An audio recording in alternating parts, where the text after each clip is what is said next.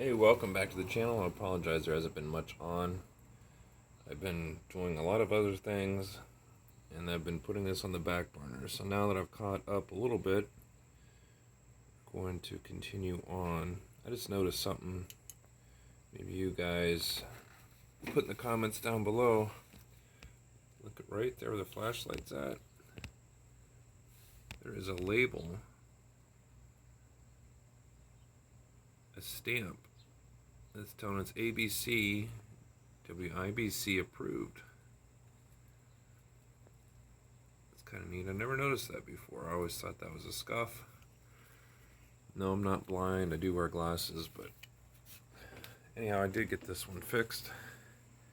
Put that new roller in there. I'll show you if I can get up in there.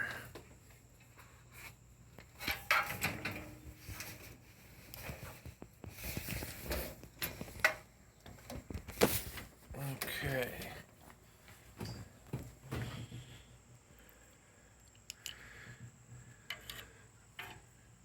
There.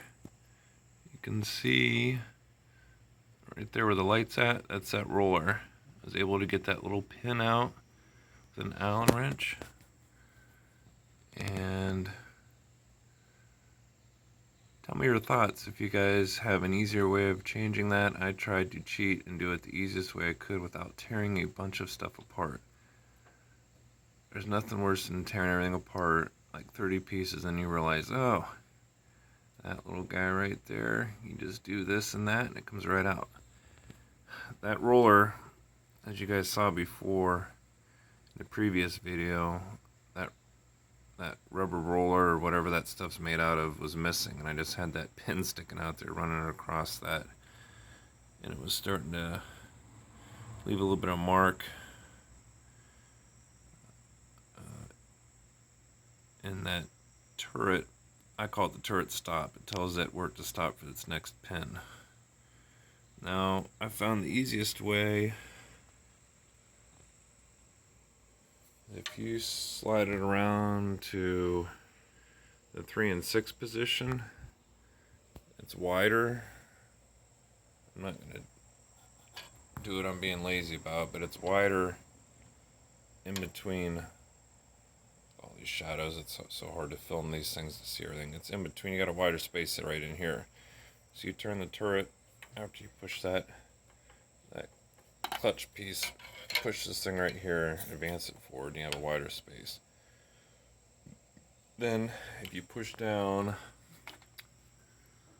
let's see if I can see it from here, and you can't. Right there. Look back in there where the flashlight's at. You see that shiny bolt right there. That advances the pins up at the top, the pin stop. I know you guys will correct me, I'll have the terminology for it. Hold up on that. That brings this up in the air. And on the other side, which I did not pay attention to before, I don't think I can get it on camera. There is a finger that goes over top, keeping that from this whole mechanism from going in the air. But like I said, the part was donated to me. I appreciate that. The person knows who they are.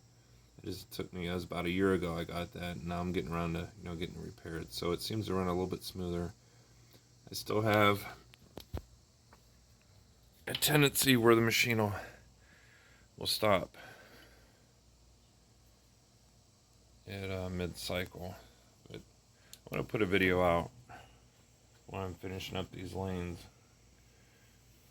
Just a quick, but nobody really, I mean, you have to watch a bunch of videos to figure out what to do, but I know I've been reached by a couple of people that ask what's the easiest way to tear these apart, or how much did you pay for these, or if there's any for sale. Just check with your local places that are going out of business, and you'll see quite a few of them. I want to do a video on the Geneva cable. Really didn't know much about that either. That was probably the most difficult thing to take off at the alley because there's so much tension behind it, that spring behind the pin deck, and how to put those back on. you got these adjustable yoke things here.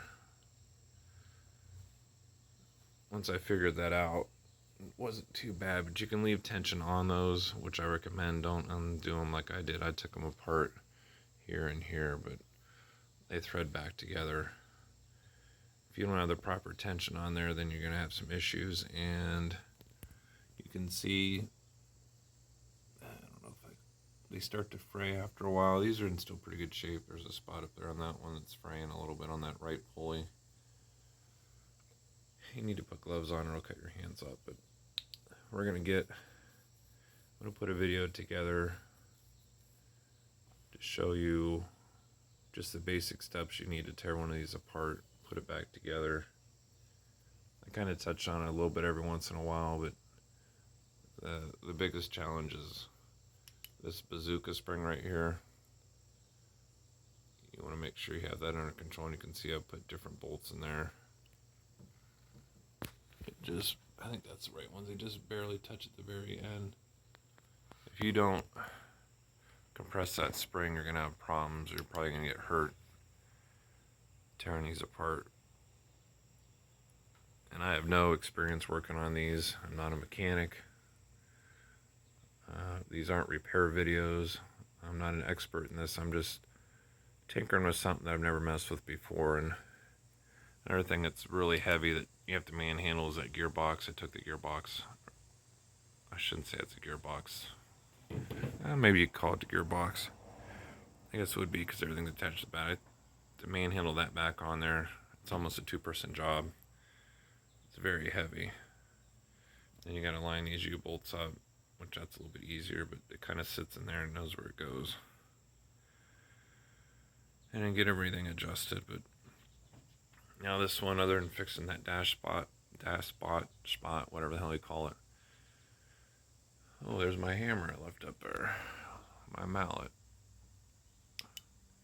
Oh, and another thing that I'll touch on too that they don't tell you about.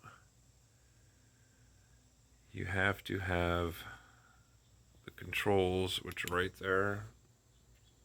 That little silver box. If it's not plugged into this machine,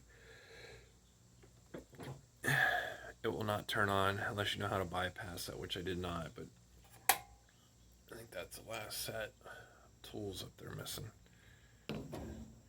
I'll put all this back together, and you don't have that little box plugged in and the switch turned on, it will not run.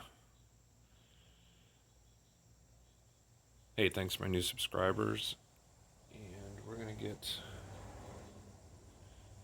this thing back. That's what I took off.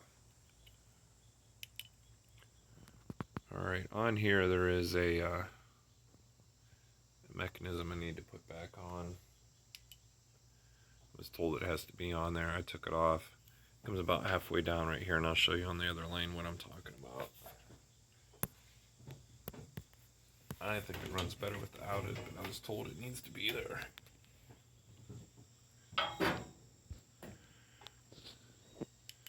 Alright, I'm putting the light on it. See that bar that goes across there, the horizontal?